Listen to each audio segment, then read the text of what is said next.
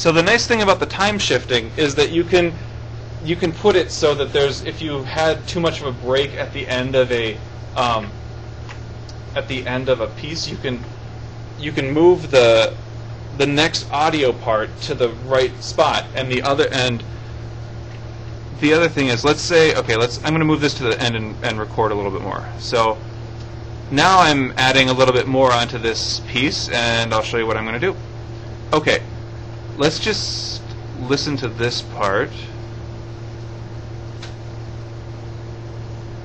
You can select pieces and you can listen to just that piece.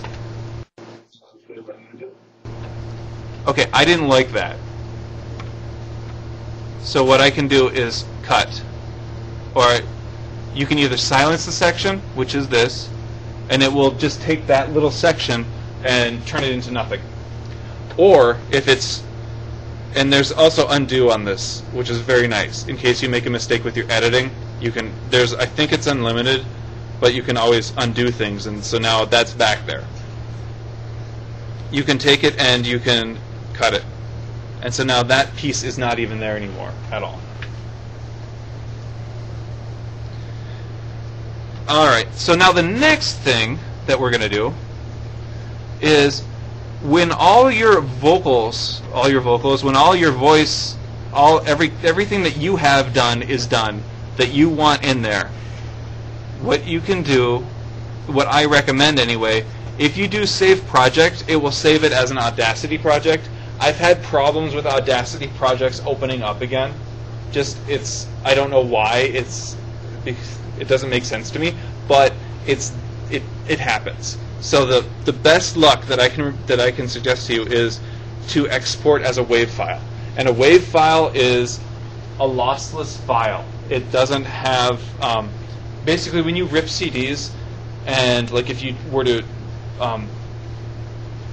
this is the, and like you know how CDs are, like if you buy a recordable CD, they have about 750 some megs of space on them for about an hour and a half or hour and 20 minutes of music.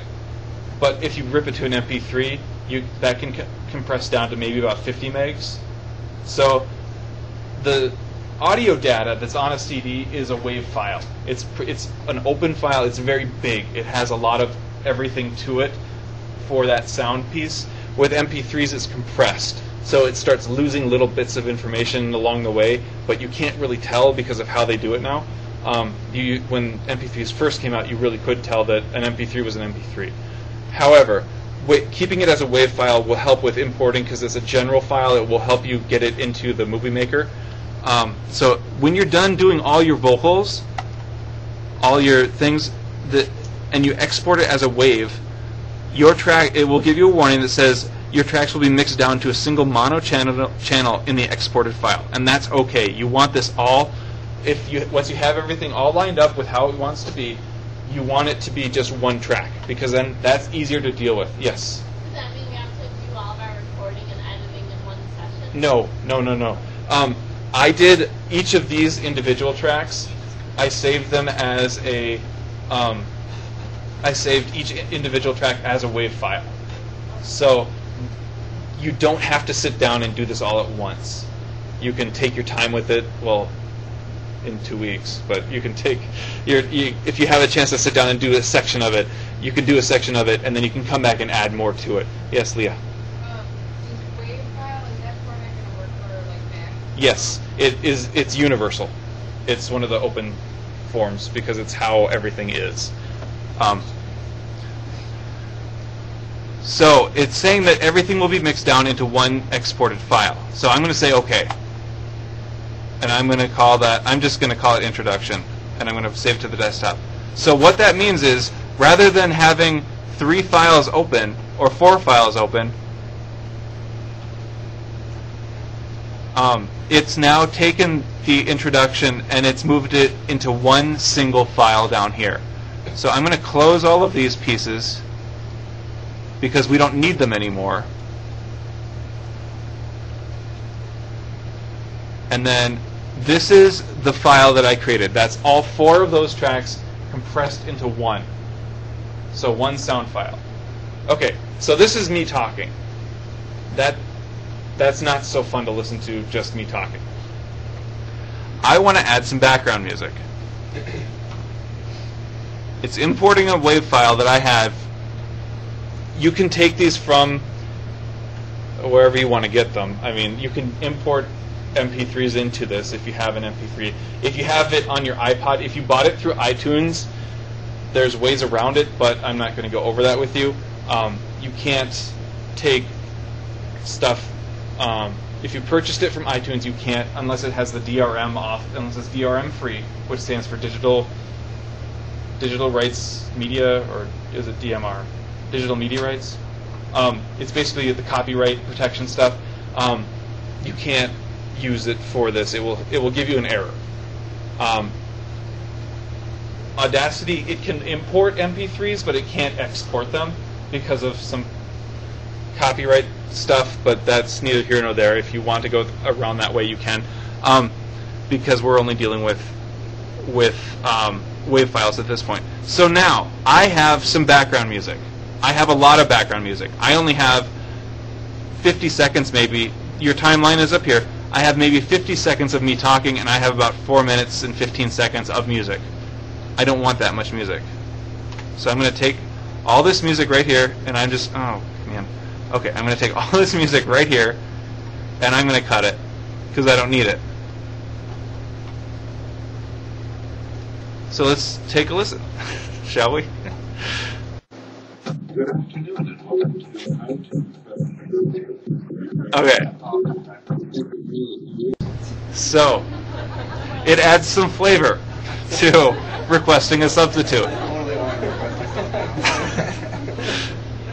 Yes. Alright, so now, what I've noticed is that this, right here, is really loud. It overpowers my voice. So, I'm going to take this. This is your volume for this track. I'm going to take that and bring it down a little bit. The other piece you can do is for this track right here, you can go up to, I believe it's Effect, and you can do Equalization, and it will take down the sound. Sometimes it takes down too much, sometimes it doesn't work so well. I would just, for our purposes, I would recommend using the volume over here on the side. It will work better with what you want. You'll get better, or not better. You'll have an easier time working with it if it's over here. If you use this one. So there's many different effects you can play around with. You can make your voice sound funny, like if we do this. I want to change the pitch. Let's have it go. Let's bring it up. Good afternoon and welcome to How-To. So you can mess around with it, and it allows for the, oh, it's changing it. Okay, fabulous. And I didn't want that to happen, so I'm going to go back to undo. It'll take it away. All right, so now here we go with this. I want to increase this, so let's magnify it a little bit. I'm going to take my time shift tool, and I'm going to move it over a little bit so that I have music coming first before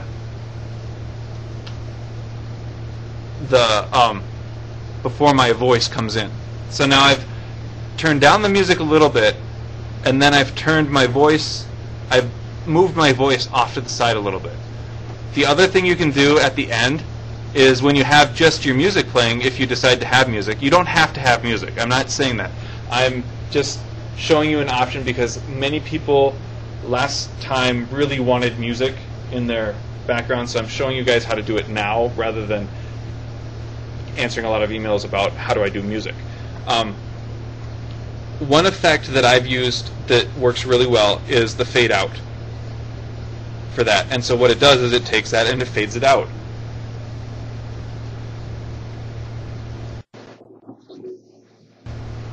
It fades it out. You don't have to worry about manually doing it, manually setting your levels, which is really nice.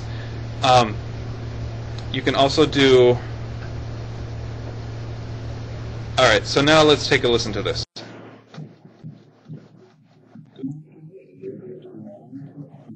So it sounds.